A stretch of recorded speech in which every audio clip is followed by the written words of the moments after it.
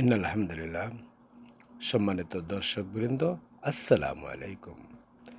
তো বিষয়টা হচ্ছে কি, অধীনস্থদের ব্যাপারে নেতার জবাবদিহিতা। এখানে আসছে যে ৬টি আয়াত। আমরা সর্বপ্রথমে দেখব সূরা মাইদার যে ৪২।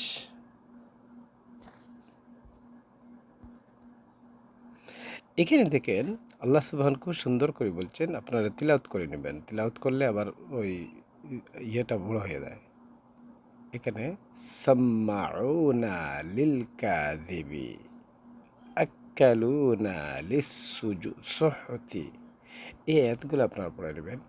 তারা মিথ্যার প্রতি অধিক শ্রবণকারী, হারামের অধিক ভক্ষণকারী। চিন্তা করছেন? সুতরাং যদি তারা তোমার কাছে আসে, তবে তাদের মধ্যে ফয়সালা করো, অথবা তাদেরকে অপেক্ষা করো। আর যদি তাদেরকে অপেক্ষা করো তবে তারা তোমার কিছু ক্ষতি করতে পারবে না। আর যদি তুমি ফয়সালা করো, তবে তাদের মধ্যে ফয়সালা করো ন্যায় ভিত্তিক। নিশ্চয়ই আল্লাহ ন্যায়পরায়ণদেরকে ভালোবাসেন। এরপরে আমরা দেখব সূরা আশ-শুআরার ২১৫ নম্বর। দেখেন ২১৫ নম্বর আয়াতের মধ্যে সূরা আশ-শুআরার, দেখি আল্লাহ কি বলছেন এখানে।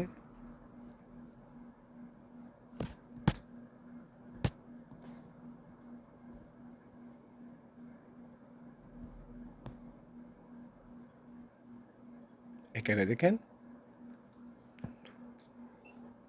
এখানে বলা হয়েছে, আর মুমিনদের মধ্যে যারা তোমার অনুসরণ করে, তাদের প্রতি তুমি তোমার বাহুকে অবনত করো।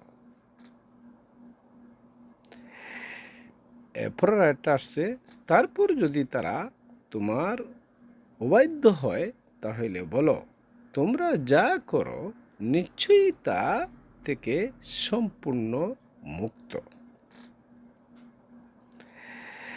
এরপরে আমরা দেখব যে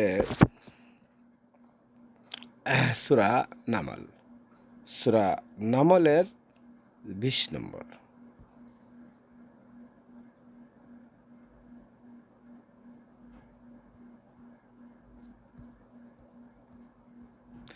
এখানে দেখেন আল্লাহ বলছেন, উতাফাক্কাদাল তাইরা, আর সুলাইমান পাখির খোঁজ খবর নিল।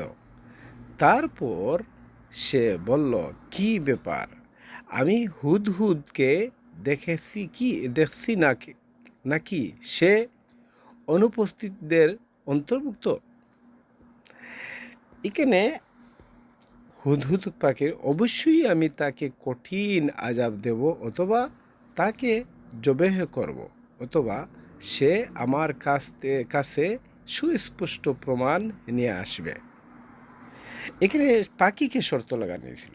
যাই হোক, তো এরপরে আমরা দেখি যে সূরা আহজাবের, সূরা আহজাবের ৬ নম্বর আয়াতটা দেখি। এখানে আল্লাহ সুবহান বলছেন যে নবী মুমিনদের কাছে তাদের নিজেদের চেয়ে ঘনিষ্ঠতর, আর তার স্ত্রীগণ তাদের মাতাস্বরূপ। আর আল্লাহর বিধান অনুসারে মুমিন ও মুজাহিদদের তুলনায় আত্মীয় স্বজনরা একে অপরের নিকটতর। তবে তোমরা যদি বন্ধু বান্ধবদের সাথে ভালো কিছু করতে চাও, তা করতে পারো, এটা কিতাবে লিপিবদ্ধ আছে। চিন্তা করছেন? তাহলে এখানে বন্ধু বান্ধবও কিছু বাদ পড়ে নাই। যদি কিছু ভালো করতে চান তাহলে করতে পারেন। তাছাড়া আমরা আরও দেখি যে এখানে সূরা সোয়াদ, সূরা সোয়াদের ২৬।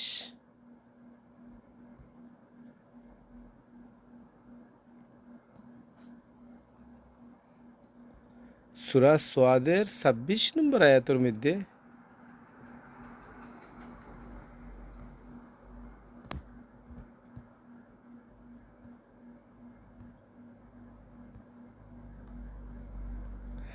এখানে দেখতে পারেন ২৬-এ যে কথাটা বলা হয়েছে, হে দাউদ, নিশ্চয়ই আমি তোমাকে জমিনে খলিফা বানিয়েছি, অতএব তুমি মানুষের মধ্যে ন্যায় বিচার করো আর প্রবৃত্তির অনুসরণ করো না, কেননা তা তোমাকে আল্লাহর পথ থেকে বিচ্যুত করবে। নিশ্চয়ই যারা আল্লাহর পথ থেকে বিচ্যুত হয় তাদের জন্য কঠিন আযাব রয়েছে, কারণ তারা হিসাব দিবসকে ভুলে গিয়েছে। তারা এই হিসাব দিবসকে ভুলে গিয়েছে। কিয়ামত যে একটা আসবে, এইখানে হিসাব কিতাব হবে, এটা তারা ভুলে গেছে। এরপরে আমরা দেখি যে এখানে সূরা হুজরাতের ৭ নম্বর আয়াতের মধ্যে আমরা দেখি কি আল্লাহ সুবহান কি সুন্দর করে বলছেন।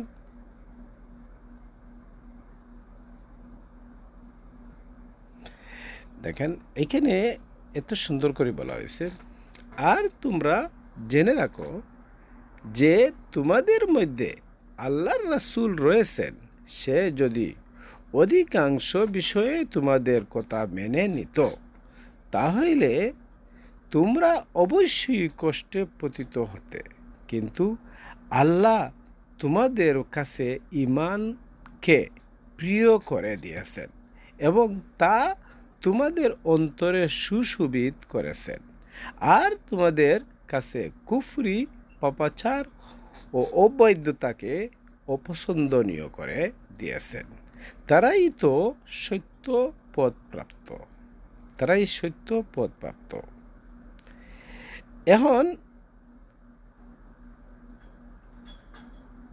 এখন দেখেন এই যে ৭ নম্বর আয়াতটা সূরা হুজরাতের এই যে আয়াতটার ভিতরে ক্লিয়ার বলা হয়েছে। বিষয়টা হচ্ছে কি, অধীনস্থদের ব্যাপারে নেতার জবাবদিহিতা। এই লগি যে ৬টা-৭টা আয়াত আমি বলছিলাম। তো এরপরে শ্রমিকদের আত্মসমালোচনা, এরপরে ইমামকে বাইতুল মাল থেকে প্রদান,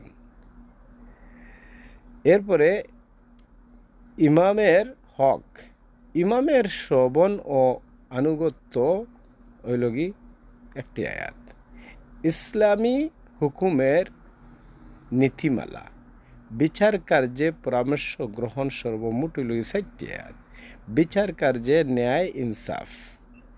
এইগুলো ইনশাল্লাহ সামনে দিয়ে আমি বলবো যে বিচার কার্যে ন্যায় ইনসাফ হচ্ছে কি এখানে ৬টি আয়াতে আমি বলবো ইনশাল্লাহ এই সাবজেক্টগুলো। তো এখানেই আজকে শেষ করলাম। আখির দাওয়ানা আলহামদুলিল্লাহি রাব্বিল আলামিন।